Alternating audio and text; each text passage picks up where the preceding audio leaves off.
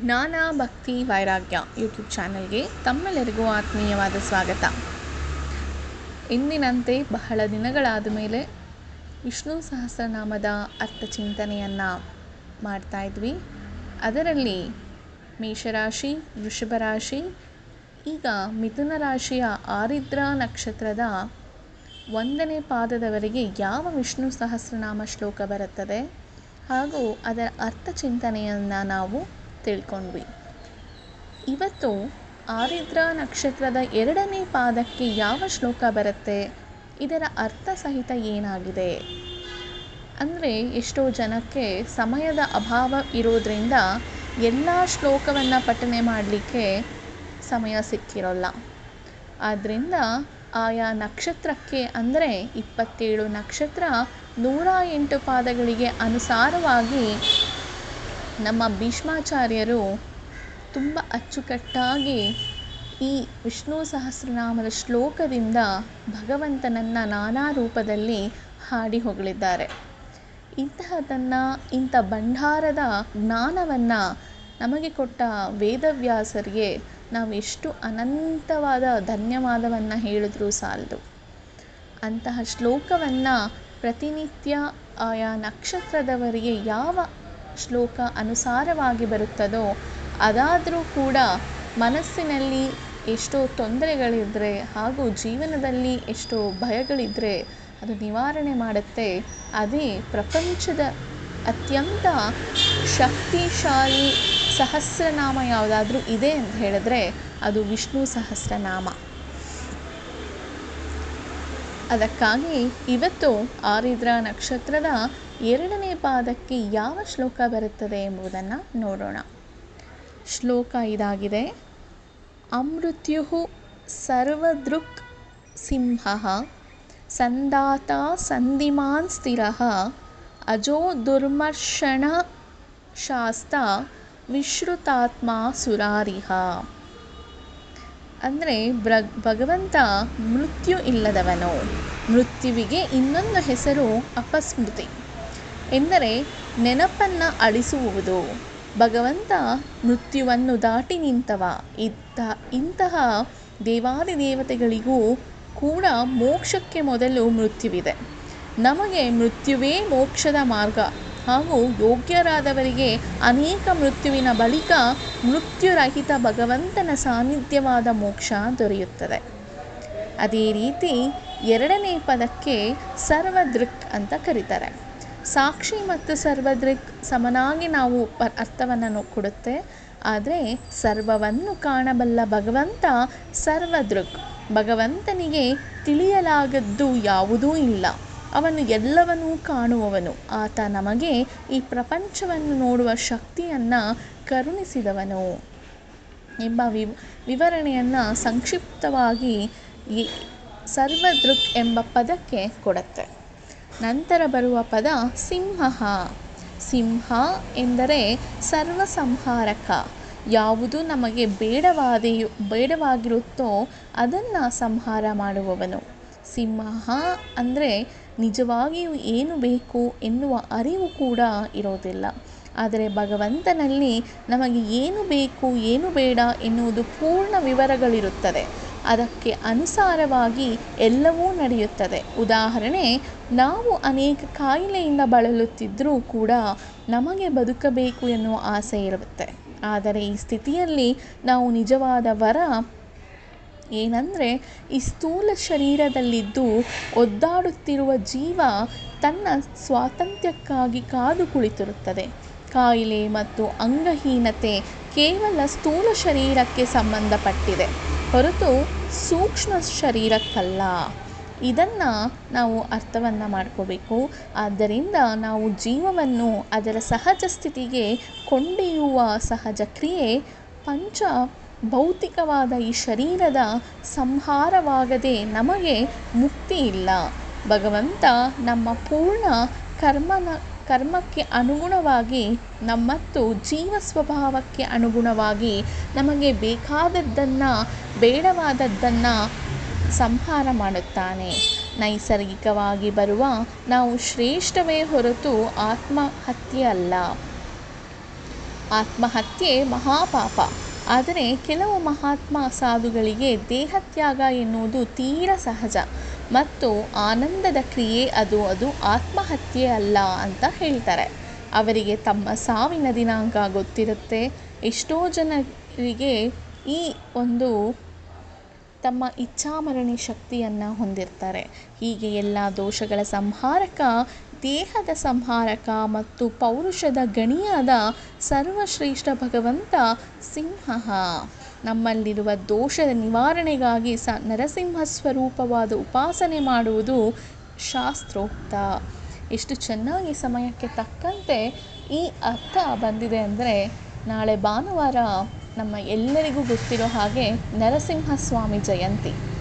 ಅಂದು ನರಸಿಂಹಸ್ವಾಮಿ ಲಕ್ಷ್ಮೀ ನರಸಿಂಹನಾಗಿ ಏಕೆ ಆ ಉಗ್ರ ರೂಪವನ್ನು ತಾಳಿ ಅವತ್ತು ಜಯಂತಿಯನ್ನು ಆಚರಿಸ್ತಾರೆ ಎಂಬುದನ್ನು ಸಂಕ್ಷಿಪ್ತವಾಗಿ ತಿಳಿಯೋಣ. ಹಾಗೂ ಈ ಸಮಯದಲ್ಲಿ ಒಂದು ವಿಶೇಷವಾದ ಪ್ರಾರ್ಥನೆಯನ್ನು ನಾವು ಮಾಡಬೇಕು. ಅಂದರೆ ಯಾವಾಗಲೂ ನಮಗೋಸ್ಕರ ಅಥವಾ ನಮ್ಮ ಕುಟುಂಬದವರಿಗೋಸ್ಕರ ಮಾತ್ರ ನಾವು ಪ್ರಾರ್ಥನೆಯನ್ನು ಸಲ್ಲಿಸ್ತಾ ಇರ್ತೀವಿ. ಆದರೆ ಇವಾಗ ನಮಗೆ ಬಂದಿರುವಂತಹ ನಮ್ಮ ದೇಶದ ರಕ್ಷಣೆಗಾಗಿ, ನಮ್ಮ ದೇಶಕ್ಕೆ ಕಾಯ್ತಿರುವಂತಹ ಸೈನಿಕರ ಕುಟುಂಬಕ್ಕೆ ಹಾಗೂ ಅವರ ಜೀವಕ್ಕೆ ನಾವು ಈ ಒಂದು ಪ್ರಾರ್ಥನೆಯನ್ನು ಮಾಡಬೇಕು. ನರಸಿಂಹ ಜಯಂತಿ ಹತ್ತಿರವಾಗ್ತಿದ್ದಂಗೆ ಉಗ್ರ ಕೋಪ ನಿಕಟಕ್ಕೆ ಸೇರಿ ಅನ್ಯ ದೇಶಗಳಿಂದ ನಮ್ಮ ದೇಶಕ್ಕೆ ಒಂದು ಬಲವಂತವಾದ ಅಥವಾ ಯುದ್ಧ ಪ್ರೇರಿತವಾದ ಹಿಂಸೆಗೆ ಒಳಗಾಗಿದ್ದೇವೆ. ಅಂತಹ ಹಿಂಸೆಯನ್ನು ಕೊಡುತ್ತಿರುವ ಜನರಿಗೆ ಹಾಗೂ ಆ ದೇಶಕ್ಕೆ ತಕ್ಕ ಶಾಸ್ತಿಯಾಗಲಿ ಅಂತ ನಾವು ಭಗವಂತನನ್ನು ಮೊರೆ ಹೋಗಬೇಕು. ಅದು ಯಾವ ಸ್ವರೂಪವಾದ ಭಗವಂತ ಅಂದರೆ ನಾರಸಿಂಹರೂಪಿ ಭಗವಂತ. ಅದಕ್ಕಾಗಿ ನಾವು ನಮ್ಮ ದೇಶದ ಪ್ರಧಾನಿ ಹಾಗೂ ನಮ್ಮ ದೇಶಕ್ಕೆ ಬೆನ್ನೆಲುಬಾಗಿ ರೈತರಿಗೂ, ಅದೇ ರೀತಿ ಸೈನಿಕರು ಈ ದೇಶದ ಎರಡು ಕಣ್ಣುಗಳಿದ್ದಂಗೆ. ಆದ್ದರಿಂದ ಈಗ ಸೈನಿಕರೇ ನಮ್ಮ ಆಪದ್ಬಾಂಧವರಾಗಿ ಭಗವಂತನ ಸ್ವರೂಪವಾಗಿ ಕಾಣ್ತಿರೋದ್ರಿಂದ ಅವರಲ್ಲಿ ಭಗವಂತ ನಾರಸಿಂಹ ರೂಪನಾಗಿ ನಮ್ಮನ್ನು ಕಾಯ್ದಿಟ್ಟು ಸಕಲ ಜೀವರಿಗೂ ರಕ್ಷಣೆ ಮಾಡ್ತಿದ್ದಾರೆ. ನಮ್ಮದು ಕರ್ಮಭೂಮಿ ಆಗಿರೋದ್ರಿಂದ ನಮಗೆ ಅಷ್ಟು ನಾಶ ಮಾಡುವುದು ಸುಲಭವಲ್ಲ. ಆದರೂ ಕೂಡ ನಮ್ಮಲ್ಲಿರುವಂತಹ ಭಗವಂತ ಪ್ರತಿಯೊಬ್ಬರೆಲ್ಲರಲ್ಲೂ ಒಬ್ಬೊಬ್ಬ ಭಗವಂತನಿರ್ತಾನೆ. ಆ ಭಗವಂತನನ್ನು ನಾವು ಪ್ರಾರ್ಥನೆಯನ್ನು ಮಾಡಿಕೊಂಡು ನಮ್ಮ ದೇಶದ ಸುಭಿಕ್ಷತೆಗಾಗಿ ಹಾಗೂ ನಮ್ಮ ಸೈನಿಕರ ಕುಟುಂಬಕ್ಕೂ ಹಾಗೂ ಅವರ ಜೀವನ ರಕ್ಷಣೆಗೂ ನಾವು ಪ್ರಾರ್ಥನೆಯನ್ನು ಸಲ್ಲಿಸಲೇಬೇಕು. ಎಲ್ಲರೂ ದಯವಿಟ್ಟು ಈ ಪ್ರಾರ್ಥನೆಯನ್ನು ಪ್ರತಿ ದಿವಸ ಮಾಡ್ತಾ ಬನ್ನಿ. ಯಾಕಂದರೆ ನಮ್ಮ ಪ್ರಾರ್ಥನೆ, ಒಬ್ಬೊಬ್ಬರ ಪ್ರಾರ್ಥನೆಯೂ ಭಗವಂತನಲ್ಲಿ ಗುಯ್ಗುಡ್ತಾ ಇರಬೇಕು. ಭಗವಂತ ಮರೆತರೂ ಕೂಡ, ಆದರೆ ಅವನು ಮರೆಯೋಲ್ಲ, ಮರೆತಂತೆ ನಟಿಸ್ತಾನೆ. ಆದರೆ ನಾವು ಕೂಡ ಮರಿದನೇ ನಾವು ನಮ್ಮ ದೇಶದ ಸಂರಕ್ಷಣೆಗಾಗಿ ನಾವು ನಮ್ಮ ಈ ದೇಶದ ಮಣ್ಣಿಗೋಸ್ಕರ ನಾವು ಹೋರಾಡಲೇಬೇಕು.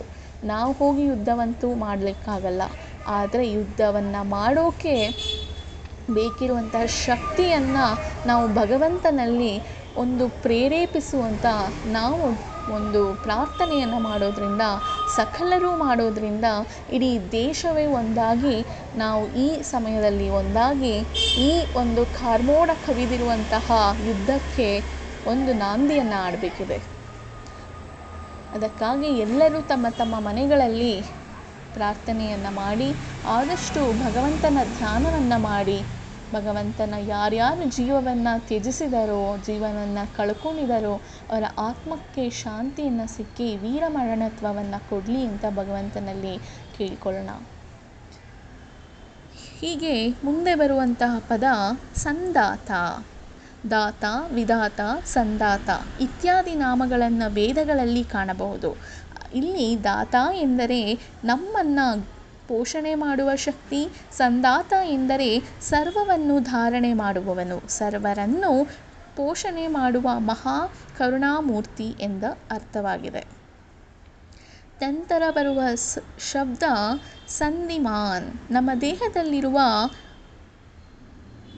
260 ಮೂಳೆಗಳ ಅಪೂರ್ವ ಜೋಡಣೆ ಹಾಗೂ ಅಸ್ಥಿ ಸಂಧಿಯಲ್ಲಿನ ಚಲನೆ ಮತ್ತು ನಿರ್ವಹಣೆಯ ಅಪೂರ್ವವಾದ ವಿನ್ಯಾಸಕಾರ ಭಗವಂತ ಸಂಧಿಮಾನ್. ಅನೇಕ ವರ್ಣಗಳ ಸಂಧಿಯಿಂದ ಶಬ್ದಗಳ ರಚನೆ ಹಾಗೂ ಶಬ್ದಗಳ ಸಂಧಿಯಿಂದ ವಾಕ್ಯಗಳ ರಚನೆ, ವಾಕ್ಯಗಳ ಸಂಧಿಯಿಂದ ಗ್ರಂಥಗಳ ರಚನೆ, ಹೀಗೆ ಅಕ್ಷರಗಳ ಸಮಾಗಮದಿಂದ ಹೊಸ ಅರ್ಥದ ಪದ ಹಾಗೂ ಗ್ರಂಥ ಸೃಷ್ಟಿ ಮಾಡುವ ಭಗವಂತ ಸಂಧಿಮಾನ್.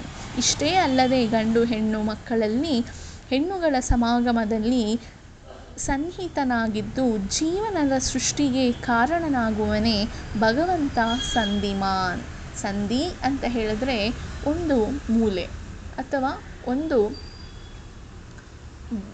ಎರಡು ವಸ್ತುಗಳ ಹಾಗೂ ಎರಡು ಗೋಡೆಗಳ ಹಾಗೂ ಎರಡು ಶಬ್ದಗಳ ಮಧ್ಯೆ ಇರುವಂತಹ ಒಂದು ಏನು ಹೇಳ್ತೀವಿ ಜಾಗವನ್ನು ನಾವು ಸಂಧಿ ಅಂತ ಹೇಳ್ತೀವಿ.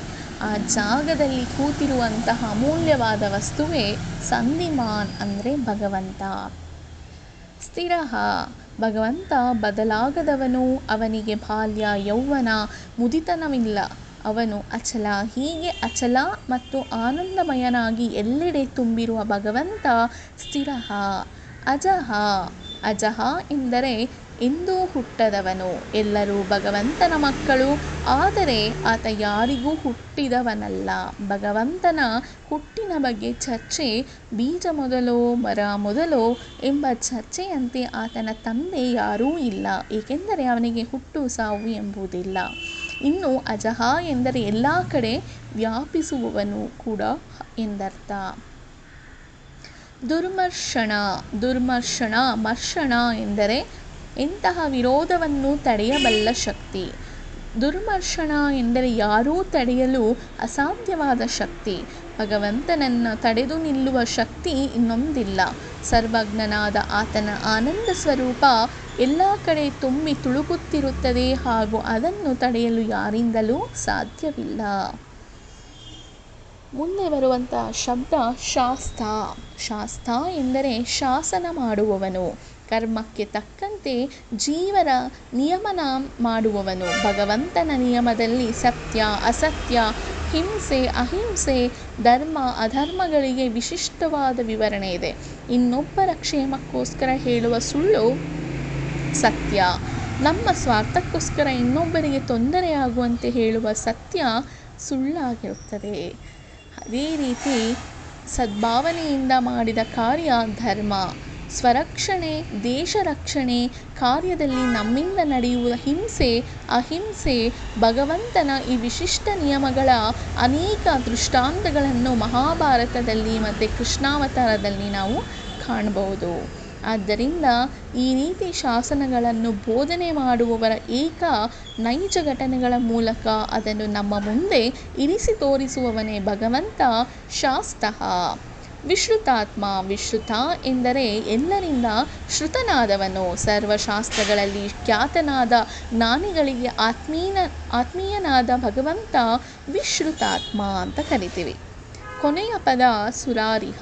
ಸುರರು ಎಂದರೆ ಆನಂದದ ಅರಿವಿನಲ್ಲಿ ಅಥವಾ ಭಗವಂತನ ಅರಿವಿನಲ್ಲಿ ಬದುಕುವವರು.